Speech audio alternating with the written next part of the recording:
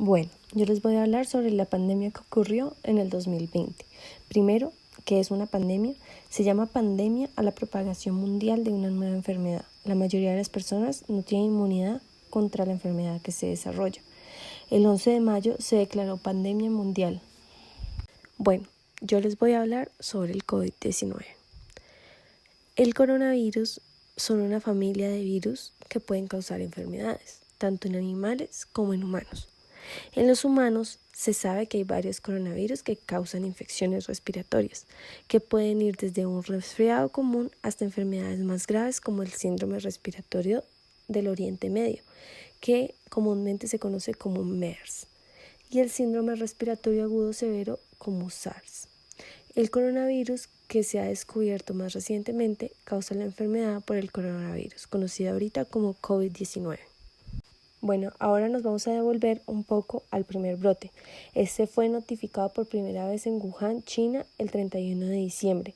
La OMS en ese momento estuvo con la colaboración con expertos mundiales y gobiernos para ampliar rápidamente los conocimientos científicos sobre este nuevo virus, rastrear su propagación, virulencia y asesorar a los países y las personas sobre las medidas para proteger la salud en ese momento y poder prevenir la propagación del brote. Bueno, algo importante fueron los síntomas. Los síntomas más habituales fueron la fiebre, tos seca y cansancio. Otros síntomas menos comunes fueron las molestias, dolores de garganta, diarrea, conjuntivitis, dolor de cabeza, pérdida de sentido del olfato o del gusto, erupciones cutáneas o pérdida de color en los dedos de las manos y de los pies. Y los síntomas graves fueron dificultad para respirar o sensación de falta de aire, dolor o presión en el pecho, incapacidad para hablar o moverse e incluso la muerte. Se tuvo en cuenta en ese momento las poblaciones vulnerables para esta enfermedad, que eran las personas de tercera edad, personas con enfermedades subyacentes como la diabetes o la obesidad, personas inmunocomprometidas y mujeres en estado de embarazo. Tuvieron que tomar medidas para proteger a la población. Entre eso estuvo cerrar restaurantes, centros comerciales. También hubo cierre de fronteras, pico y cédula para abastecerse de implementos indispensables. Hubo horarios incluso para que los niños y adultos salieran a las calles por horas a recibir el sol o simplemente a hacer ejercicio.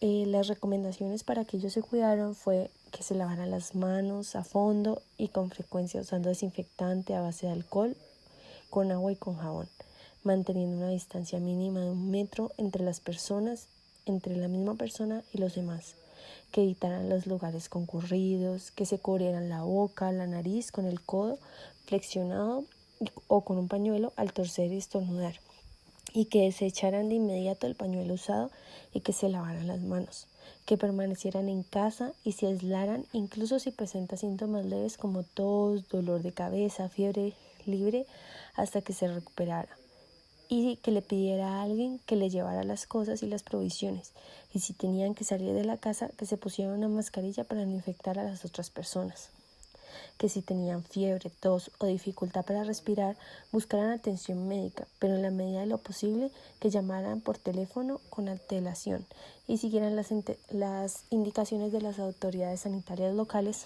para evitar congestión en los lugares donde ya habían enfermos y también para prevenir que no hubiera más contagios, y que se tuvieran informados muy importantes sobre las últimas novedades a partir de fuentes fiables como la OMS o las autoridades sanitarias locales y nacionales, ya que la desinformación trajo mucho susto y problemas de sanidad.